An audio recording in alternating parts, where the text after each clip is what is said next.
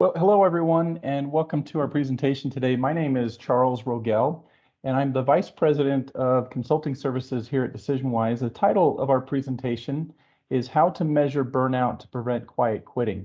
For your information, before I begin, this webinar does qualify for 1 hour of SHRM and HRCI credit hours. So following this webinar, we'll send an email with the codes to claim those credits. And if you're watching this on demand, just email us at info@decisionwise.com. So one other note, we will not be sharing the slides from this presentation. However, this webinar, along with all of our other webinars, can be viewed on demand on our website. I do welcome your questions and comments, so please submit them using the chat feature, and I'll do my best to answer those questions as they come up. So let me just transition over here now to our presentation. What I want to talk about in terms of quiet quitting is kind of the definition, where'd it come from? This is kind of the buzzword of the day. We'll kind of get into a little bit of history behind it and what it means. But then I'm going to relate this more to what we have expertise in, and that is measuring engagement. So what's the relationship between quiet quitting and engagement? We're seeing a lot in our research where burnout is one of the reasons why we're seeing people kind of choose to quiet quit, so to speak, in their roles and responsibilities. So we'll provide some questions that you can use on employee surveys to ask to understand this concept better and what might be impacting that. And I've got a lot of data to share from our benchmarks around what we're measuring, what we're seeing, and how this is kind of playing out with people's perceptions. Finally, at the end, we've been brainstorming here at DecisionWise with our consultants and others to really understand some recommendations around how to kind of mitigate quiet quitting, and what you can do about it. So we'll spend some time going through those at the end. So let me begin. I don't know if all of you or any of you have really seen the TikTok video that kind of kicked off the whole concept of quiet quitting, but it's a very simple, somewhat boring, not very well produced video, just that has this text here. So the TikToker basically just says, you're not outright quitting your job, but you're quitting the idea of going above and beyond. You're still performing your duties, but you're no longer subscribing to the hustle culture mentality that work has to be your life. And the reality is, the reality is it's not, and it's your worth as a person is not identified by your labor. So it's just a simple statement that really kind of took off and got people kind of questioning what this really meant. Now, this wasn't the first kind of person to come up with the idea. This person was basically saying, I heard this concept and here's what it means. This concept, quiet quitting, was first used kind of officially back in 2009 by an economist named Mark Bolger at a symposium to describe worker attitudes in Venezuela at the time. And so, again, this has been bantered around. It's become more popular since the pandemic, and is kind of the new term that we're kind of seeing be talked about. Plenty of articles out there, and it's funny how this has kind of taken a life of its own. Everyone's got kind of something to say. And you'll notice everyone kind of uses the term and then kind of applies their approach, which we're going to be doing today. So you'll kind of get the DecisionWise take on what quiet quitting means and how we're seeing it kind of appear in results. Now, the interesting thing as we've looked at some of these headlines, we got quiet quitting, we saw other headlines saying, hey, well, it's not necessarily quiet quitting. It's more about acting your wage. In other words, do what you're getting paid for and stop going above and beyond. It's not worth it to you. And then in response, there's been some other terms and articles out there about quiet firing. In other words, you're not really firing someone, but you're making their job miserable enough that they'll end up quitting. So that's another toxic behavior that we've seen in workplaces. So just keep in mind that, I think this gives an opportunity. This term comes up. Everyone kind of throws their hat in the mix about saying, hey, what does this mean? And, generationally, for women, people of color. So a lot of different analysis going on here. The funny thing is, we're seeing this spike in Google search trends. And so as we're looking at the number of searches, it got really popular just here at the probably beginning of August. And you can see it's kind of tailing off already in terms of search trends on the term quiet quitting. But again, it really spiked on our radar here. And so we're going to talk about it and kind of dissect it a bit. So Here's kind of an Urban Dictionary definition. If you did a Google search, you'd probably see this one pop up.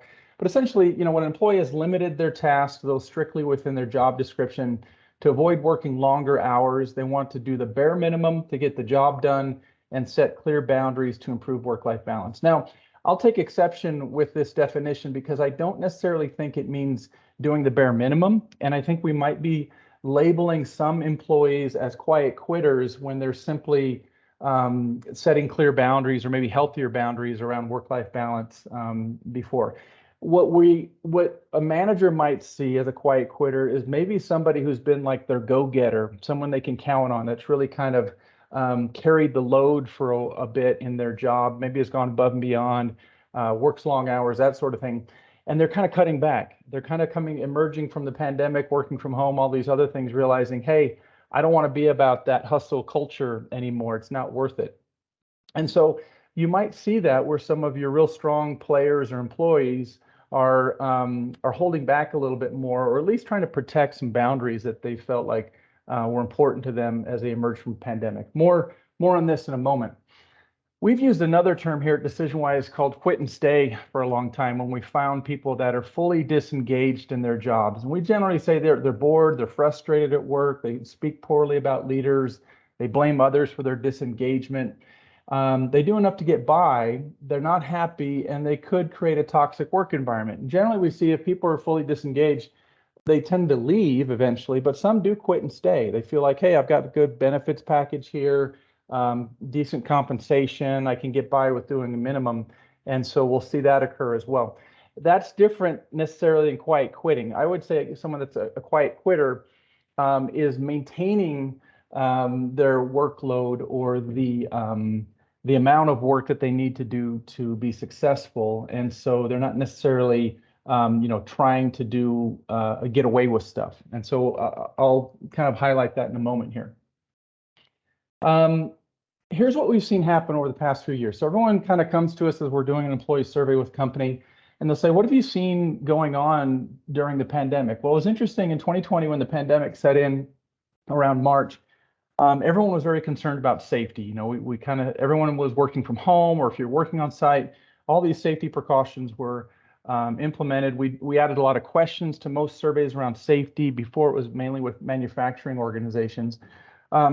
And actually, what we measured there is that organizations were doing well. People felt like the organization cared about them and was looking out for their safety and had good precautions in place. Diversity, equity, and inclusion became very important, especially in June of 2020, as there was so much civil unrest in the U.S.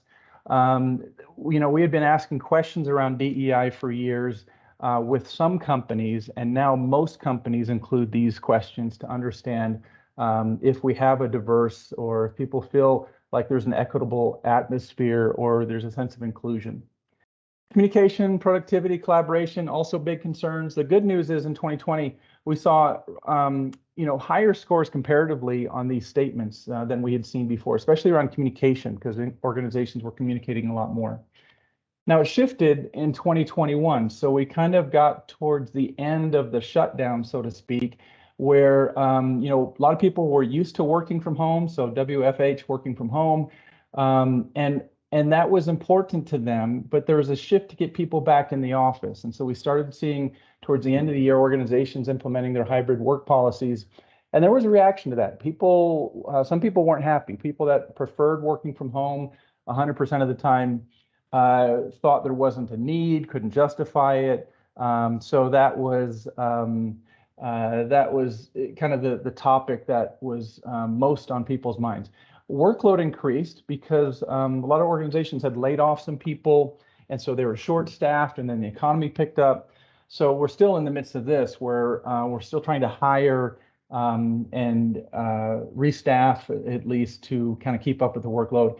That impacted retention. A lot of people during the pandemic started looking around, and wage sensitivity became important, or became more acute as people were shopping around to kind of say, hey, what should I be getting paid now? And are there other opportunities? Diversity, equity, and inclusion was still important, and culture became more important as organizations were trying to understand, what does our culture look like Now that we've kind of gone through this disruption and working from home and hybrid culture, and are we connecting? And so we're trying to figure out, how are people interpreting or thriving in our culture as a result.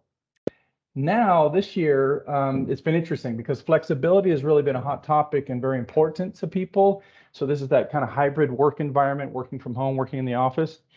And so it has taken a higher priority, and people trying to figure that out and navigate that and implement various work from home policies.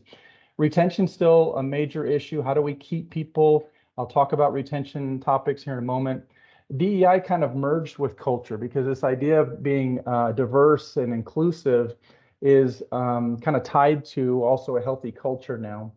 Workload still important, and well-being is becoming more of a hot topic. And this ties into quiet quitting because people are more concerned about their overall well-being as opposed to, joining the rat race sort of thing. All right, so there's kind of the lay of the land. Now let's kind of look at how we would say, we've been measuring employee engagement for the past 26 years. And we're trying to understand, how do quiet quitters kind of fit into this definition or this idea of engagement? Because we would say, according to this definition or the DecisionWise definition here, it's really an emotional state where you feel passionate and energetic about your work. So it's a feeling as well as an outcome. So when you feel engaged, you will want to invest your best selves. We say your heart, spirits, minds, and hands in the work that you do. But it's this idea of discretionary effort, right? So if you're more engaged, then you're going to provide more discretionary effort in your job. You're going to work harder, maybe work longer, contribute more. And if you're a quiet quitter, then you're saying, well, basically, I'm kind of removing that discretionary effort off the table. I'm doing more, providing less effort, or standard level of effort to meet the expectations of my role. We also, as we're measuring this, we find that there's kind of two components that really factor into the employee experience. One is this foundational level of satisfaction with your job. So when you're thinking about this, these are elements like pay and benefits, safety, workload, stress. If those things are on par with your expectation, you will feel satisfied with your work and you will tend to stay longer at an organization. So satisfaction is important because it drives retention. And then engagement really grows off of this foundation. So if these things are on par with your expectations, you don't necessarily think about them. If they're not on par, they're a detractor from your engagement.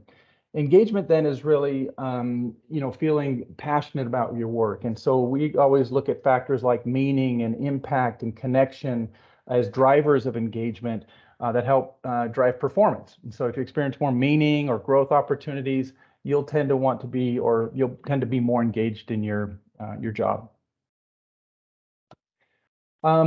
When we measure engagement, we separate people kind of into these different groups. Now, we use a subset of questions on the survey. We call them anchor questions to understand this level of passion and energy towards the work. And generally, if people are saying strongly agree to these statements, we would say that they are fully engaged in their work. So highly motivated, strong discretionary effort, organization pride, and so on. If you're saying agree to those statements, we'd call you a key contributor. So generally satisfied, you're strong and steady, you're delivering, again, no performance problems essentially with these workers. Sometimes though, people are answering more neutral to these statements. And we see in our global database, about 18% of the population fall into this group. Now, over the years, it fluctuates a bit. We've seen it go up to like 78% engagement to 76% engagement, but it's been pretty consistent over the years as we've been measuring this. And then there's this last group, people that are kind of disagreeing with these statements we ask about their overall job experience. And we call those the fully disengaged group. So bored, frustrated, this is where we might find the quit and stay group that I described earlier.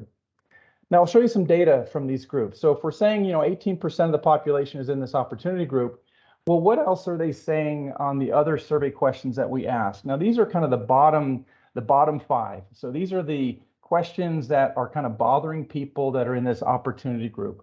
And when we say disagree and strongly disagree, so 37% of the people, of this 18% of people in our database, and it's a huge database, millions of responses are in here. they would say they would disagree with this statement. They either said disagree or strongly disagree to this question about we work effectively across departments and functions. 37% disagreed with the statement about communication.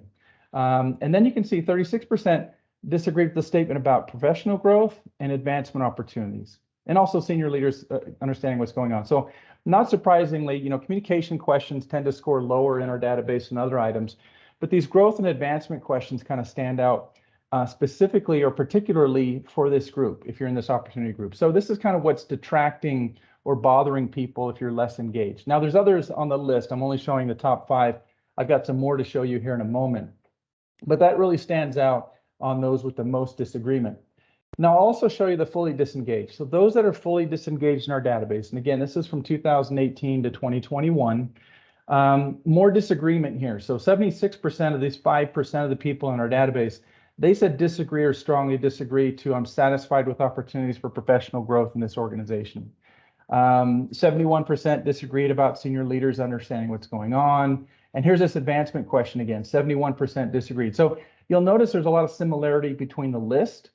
A couple differences here about valuing employee input and feeling like I belong here with this fully disengaged group, but both professional growth and advancement appear for both of these groups. So if you're less engaged in your work, here are some of the things that are bothering you. We call these detractors of engagement. This is what we want to maybe fix with the folks that we're seeing that are less engaged. And again, it's not surprising if you're not seeing really a path for yourself in an organization in the future, you will tend to be less engaged in your work. All right, so let's look at some more perceptions. We're focused on this workload and burnout topic as kind of the reason why people are kind of quiet quitting, so to speak, in their work. Now, looking at our group that we call the opportunity group, again, these people are more neutral about their overall engagement. We're seeing this distribution of scores around these topics of workload, work-life balance, and stress. What this is saying is 44% of the people in this group, this is 18% of our total population in our database, 44% agree. They said agree or strongly agree. 26% said neutral, and 29% said disagree or strongly disagree on a 5-point scale. So you can see these perceptions are relatively low as well. More disagreement, less agreement on these statements if you're in this opportunity group. So this is having an impact as well. So we always say, like, there's a satisfaction element. These are the stress, workload topics. If this isn't working for you, it's hard to engage in your work. More data. Looking at our database again, we ask these common questions around people's intent to stay with an organization. So maybe you're a quiet quitter and you are going to stay. Here we're also saying, well, what are some of the drivers or questions that really mark whether someone's going to stick around with your organization or not? Over the past 3 years, you can see I'm confident that this organization has a successful future. 85% agreement with this statement when we're looking at our entire global database. So this is all engagement levels, not just the opportunity group now. It went up a bit in 2021. So this is interesting. So during the pandemic, 88% agreed with that statement, and now it's dipped a bit. And this could be maybe because there's the talk of the recession in the future. There's a little bit of uncertainty in the market, and so we're seeing a slight dip overall in the first 6 months of the data we've collected so far this year. Recommending this a great place to work, pretty steady. 78% agreement, again in 2022, is similar to what we saw in the past 2 years. And then here's another question. Choosing to remain with this organization, even if a job with similar pay and benefits were available elsewhere, it's dipped. It went down 3 points. Now that's pretty significant looking at our entire database that includes millions of responses. So people's intent to stay has changed a bit in the first 6 months of this year comparatively. And again, it's kind of an outcome of work-life balance, working from home policies, or working in the office policies and things like that. And also some uncertainty in the market. If people feel like their job is a little bit more unsafe, in other words, not secure, they will tend to look around more for other opportunities. All right, let's look at work-life balance questions. So again, same statements we saw earlier. We looked at these for the opportunity group. This is our entire database over the past 3 years here. So we're looking at everyone that's taken a survey with us over the past 3 years. Promoting reasonable work-life balance, a dip, so 78%. So again, as we're seeing more of a stress to kind of get back in the office and resume normal work, pre-pandemic, perceptions are shifting a bit lower on this statement about our organization promoting balance. My job allows me to maintain healthy balance between work and personal life. So a slightly different question we ask. It's dropped a bit too since 2021. Workload is holding steady. 69% of the population saying agree or strongly agree to this statement about the amount of work I'm expected to do is reasonable.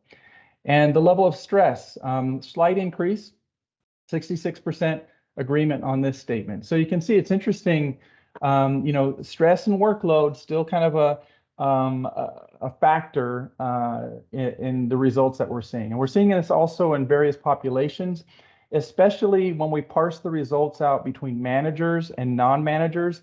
Manager results or perceptions on these two bottom questions about workload and stress, their perceptions are lower than non-managers right now. They're feeling kind of the brunt, they're buffering their employees, and so there's a lot of stress and workload with that group. Okay, so how do we measure this? I've shown you some questions already. I'm going to talk about some additional questions to measure around stress. So when we talk about stress, level of stress in my job is manageable. This is a question we've been using for years. It's very well benchmarked. We've got some good data behind it, and it really helps to understand stress. Typically, we find this question is tied to that workload question. The level of amount of work I have is reasonable. But other times it's related to other things. We saw this emerge during the pandemic where people didn't feel safe sometimes in their work environment, level of protection, things like that. Or if they're interacting with customers a lot, that causes stress. So there's sometimes other reasons. A lot of times it's related to workload. So then can I speak up and talk to my supervisor? Are they there? Are they kind of supportive is what we're trying to measure here. So a lot of times we can help mitigate or manage stress locally through the supervisor interaction. Can I speak up? Again, this kind of ties to a supervisor interaction here, and so on. So those are some ways to kind of get at stress. Are there any relief valves for stress in the organization, and so on. And this also ties into the well-being topic too. Now, workload, we talked about this one already. Measuring the amount of workload I'm expected to do is reasonable. This is interesting too, because workload is relative to people. Reasonableness is relative to people. So some people can handle a high level, others not so much. Do we have effective ways to balance workload and stress on my team? So that's a good question to say, hey, are we talking about this? Do we meet regularly? Do we collaborate and kind of distribute the workload? And then, again, we saw this question earlier that we've been measuring. What's the organization doing to encourage healthy balance between work and personal life? And so this gives you some good data to understand these perceptions. All right, another set of questions, well-being. Health and well-being, we started asking this question a lot more during the pandemic to see if people felt like there was a lot of concern for my well-being overall. And this kind of ties into do I feel cared about and so on. But again, this is an important topic more around the stress and workload question. This is an interesting question that we don't use too frequently, but I really like it. My work contributes to my overall level of happiness and well-being. It's a little bit of a harder question, and it's an important one though too, because again, we spend most of our times working. Is it really contributing to happiness? And then finally, do I feel psychologically safe at work? We ask in general, do I feel safe at work? And when we're talking about safety, but this is the psychologically safe question. It ties a lot in with feeling like you have a voice, like you can speak up, for example, and be heard. And a couple comment questions. So what can be done to better manage stress and workload? So if you want to get specifics about what people are asking about and what you might see, you might see a lot of responses here about, more opportunities to work from home, hire more people. Staffing is a problem right now. So you might anticipate some of the responses you would get in your organization to this question. And then we kind of also ask kind of a positively worded question. So what are we doing that is helping to manage stress and workload? So let's keep doing some of the things that are working, and let's add maybe some more things to the list that could help. And then finally, I talked about engagement before. Here are 3 questions that we use typically to measure the overall level of engagement to kind of give us a benchmark or that split that we saw between the different engagement groups about how engaged people are. Again, if they're saying strongly agree to these questions, we'd say they're fully engaged. If they were just saying agree, they'd be in that key contributor group and so on. If they're more neutral, that opportunity group we saw before. So this gives us the overall level of engagement. And then once you know that, you can parse your data to look at those that are less engaged or fully engaged. Like, what's the profile of these different people and how do they answer the rest of the questions to the survey? So it really helps you to really factor in, like, fully engaged people are very happy with the level of impact that they're having or the meaning that they're experiencing in their work. But if you're disengaged, we saw growth and advancement kind of show up on that list. And then intent to stay, we saw a couple of these questions already. Choosing to remain, would I recommend this organization is a great place to work? These are real strong indicators of people's intent to stay. And I'm going to do another presentation next month to really explore this in greater detail. But the idea is if people are answering these questions less affirmatively, in other words, if they're more neutral or disagreeing, then what is the result? Do they leave the organization later? So one thing you can do with your employee survey data that I highly recommend is, let's say you did your employee survey in January. 6 months later, take your termed employee list and load that back into your data as a demographic and identify the responses of those that left the organization since the survey was taken. So you're trying to say, if these people were thinking of leaving, what were their perceptions before they left? And let's see what the differences are between those that stayed. You'll find some really interesting trends and results in your data that way. And we've got some good benchmark data that I'll share on our next webinar to show you what we're seeing with our clients that have done this. All right, now engagement changes. And so what we see is people's perceptions about their job, increase or decrease. And so it's not static, right? And most times if you're doing an annual employee survey, you're taking a picture in time. You can do pulse surveys to kind of keep a tab on this more frequently. But it's interesting to see that a lot of times, in this data set from 2019 and 20, it's a small data set. But with a company, we can look at the percent or the number of people that we would deem as fully engaged. There were 68 people in this group. And then let's see what happened a year later. What happened? Did they remain engaged? Did they become less engaged? So this data allows us then to say, well, yeah, 88 people this year are fully engaged compared to 68 last year. That's good. So we saw an increase.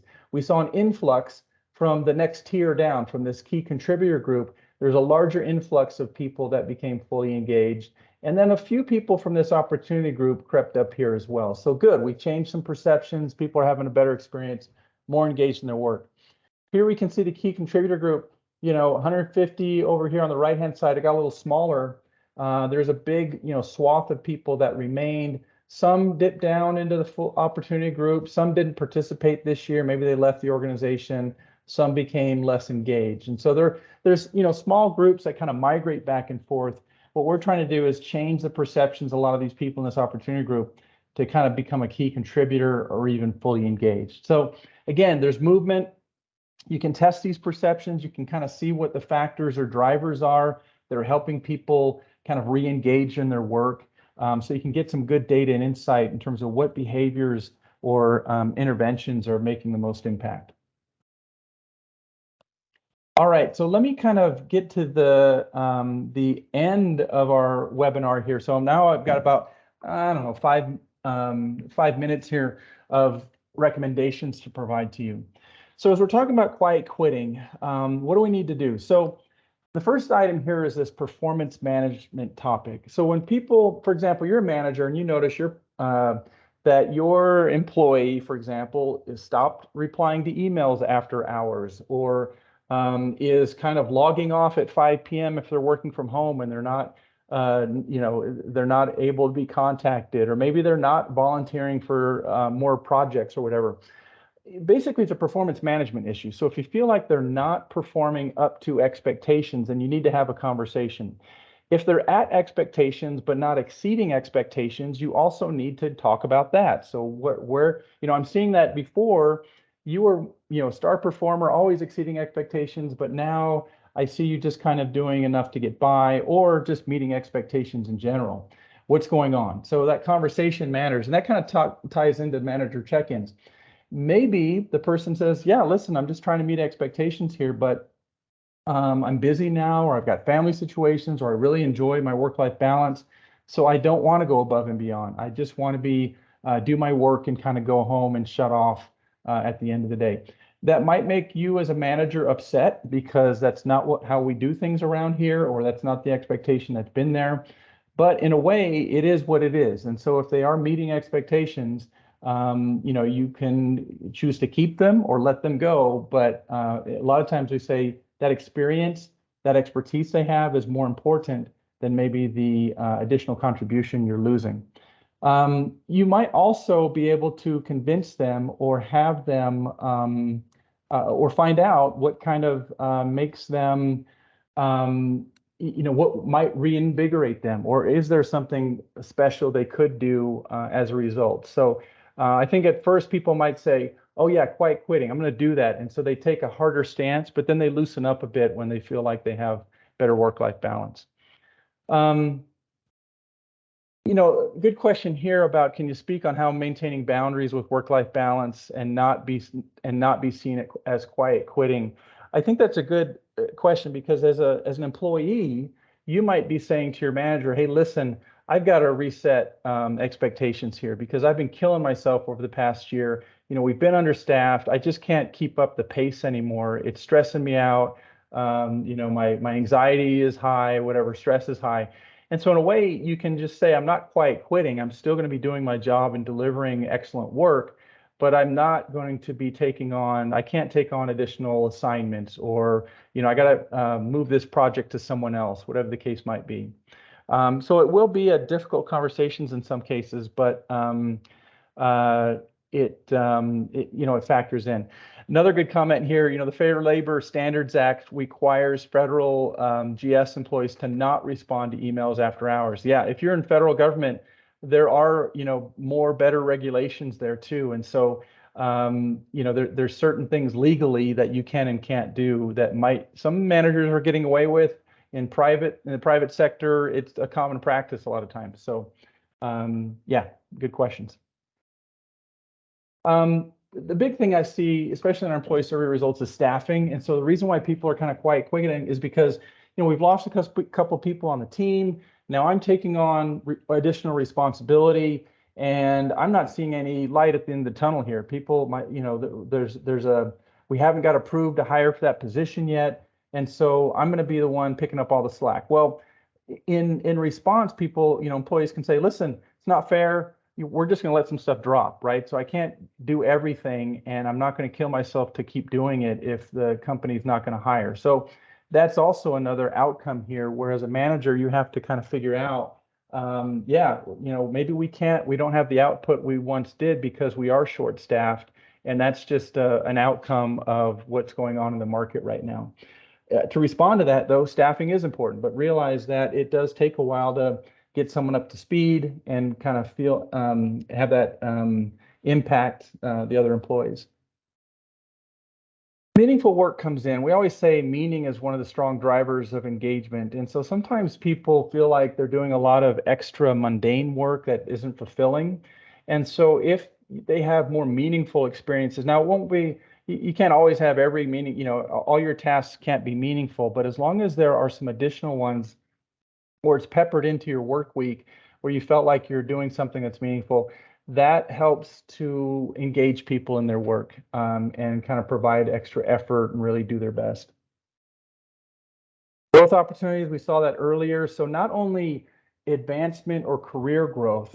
So part of it is a manager, for example, setting expectations around what it means to advance in the organization and what it takes, and also timetables, because some people say, well, I did everything you told me to. I'm ready for my promotion now, and there's just nothing available. So that's another conversation to have. But growth in general, like, am I learning? Am I improving? Do I feel like I'm getting better at something? That's also very engaging. Working from home, so more working from home for some people. So what we're seeing is that there is a spectrum of people that want to get back to the office and interact with people, and others that would prefer to work at home full time, no problem. So figuring that out for your employees, what's the right mix for them? Is there more flexibility? Working from home a lot of times is a great way for people to kind of catch up, get everything done because they're not so distracted in the office. And if you are in the office, having better experiences. So sometimes, as we're saying, implementing our hybrid work policy, we want you in the office a couple days a week, and then you show up and nobody's here, or it's kind of crazy. You come to the office and now you're peppered with all kinds of questions and it interrupts your work. So how do we create good collaborative experiences when we are in the office together? All right, what to decrease? And I welcome more suggestions here too. So if you want to add to this list, please provide them in the comments. Another comment here, communicating expectations versus not talking about it at all is a great option for both parties. And I think that's really true as we're talking about, are we noticing a difference? Well, let's talk about it and make sure we align expectations. All right, so decrease. There's this topic now, the hustle culture we talked about earlier in the presentation.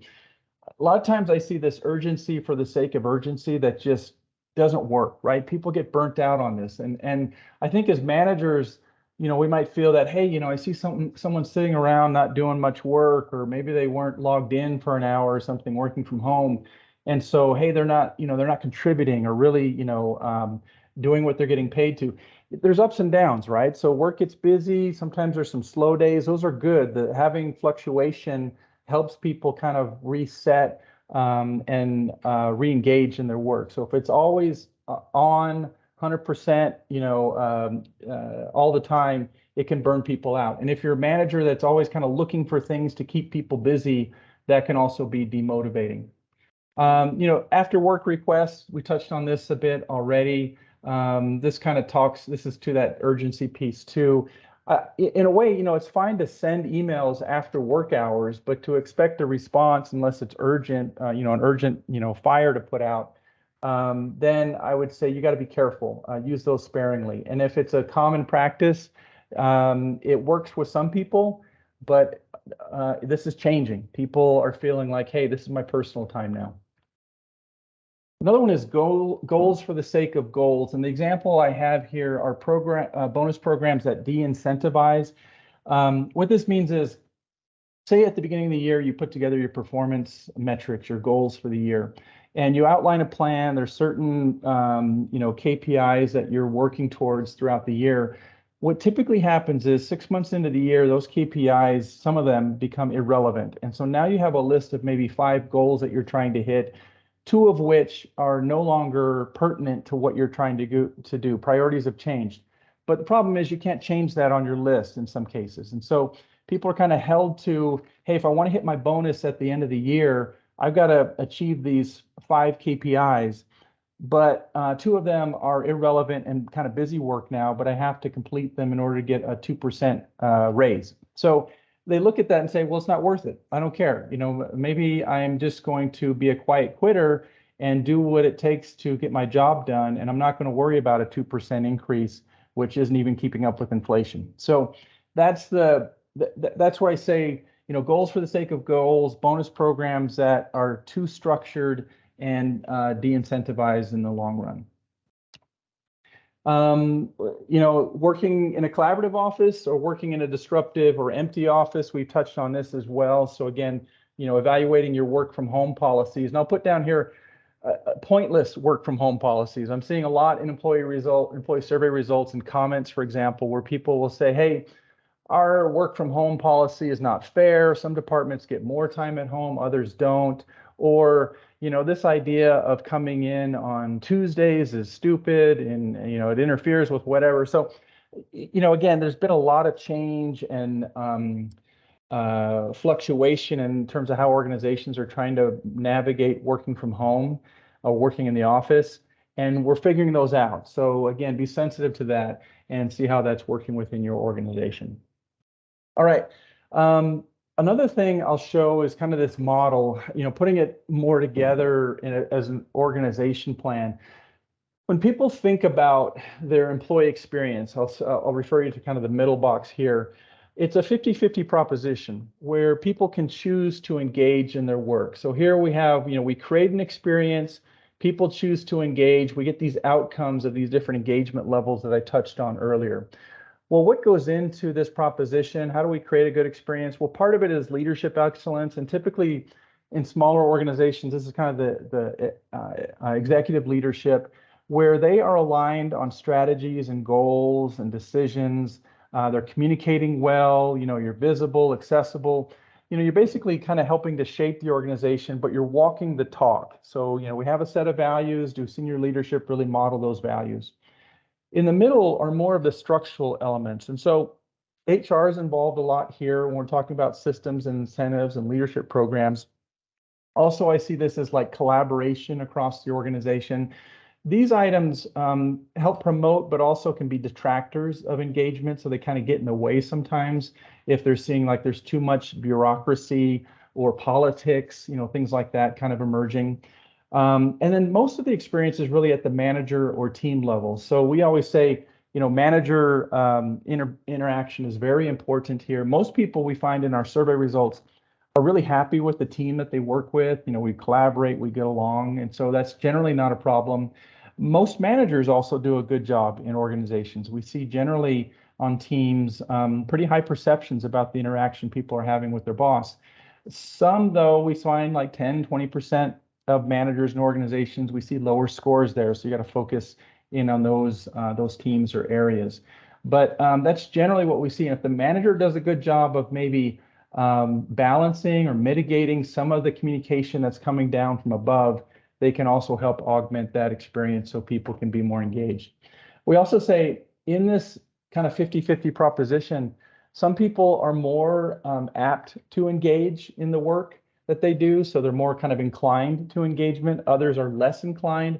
We find about like 50% of people, though, are influential, or let's see, are able to be influenced in their engagement. Some are, you have some workers that are always engaged and others that it's really hard to engage. So it is a mix, but generally we see as these things play out in good ways, we see better outcomes around engagement. So I just want to touch on a couple of the other comments here. Good comment here from Christine about what contributes to quiet quitting mentality, that the unhealthy sedentary nature of much work done in telework eligible positions. So the idea is the employee is just expected to sit in front of a laptop screen for hour after hour, monitoring emails, responding to Jabber, so on. But employees are advised to get up every hour, walk in a circle, move your blood around, things like that. So that's really important. If the monitoring, gosh, that gets back to, if we got people working from home, we're worried about productivity. And so we implement these monitoring services or devices to understand, are people at their computer? Is their mouse pointer moving? Am I seeing activity? Are they typing? So we're trying to get the most productivity out of people when they're working from home, instead of measuring, are they really delivering on what we've hired them to do in terms of output? And so as we start to measure activity versus output, that's demotivating for people. They will see it as kind of a big brother mentality. And so if they have to sit at their computer and keep their mouse moving throughout the entire day, that's exhausting and not productive. People do need breaks. We don't work that way normally. So requiring it really puts a damper on people's motivation. So again, as a manager, it comes back to that idea of performance management and how we are expecting what we expect of our employees, and are they really delivering? Are we as productive? One cool finding we did see in our employee survey data is that productivity working from home remained high, in some cases improved, and people felt like they were more productive a lot of times. So again, let's not kind of let's not undercut our efforts by focusing on the wrong thing when we're talking about engagement and productivity and output overall. So those are important distinctions to make in the results. All right, so let me just wrap up here. So again, as we're looking at this, thanks for your questions and your feedback. I do want to plug, it's funny, a lot of times we'll do these presentations and people ask, do you do employee surveys? Yes, we do. Many organizations all around the world. So if you are looking for a solution or want to engage with DecisionWise, get some pricing, just let us know. Here's our email address. We do, I've talked a lot about our annual employee engagement survey data, but we also supplement that a lot with these life cycle surveys around onboarding, pulsing, and exit. So thanks everyone for participating today. Thanks for your contributions. And I wish you the best of luck as you navigate this. This is a difficult time as we're trying to kind of come out of this pandemic. We've got kind of a hotter economy that we experienced earlier in the year. Hiring is tough right now, retention is tough right now, and now we're looking at somewhat of a recession and we're not quite sure, a lot of uncertainty. So as you're thinking about this, understanding your employee perceptions are really important to maintain and decrease turnover, but also to create a great workplace that's going to be attractive to other people that you're trying to hire for.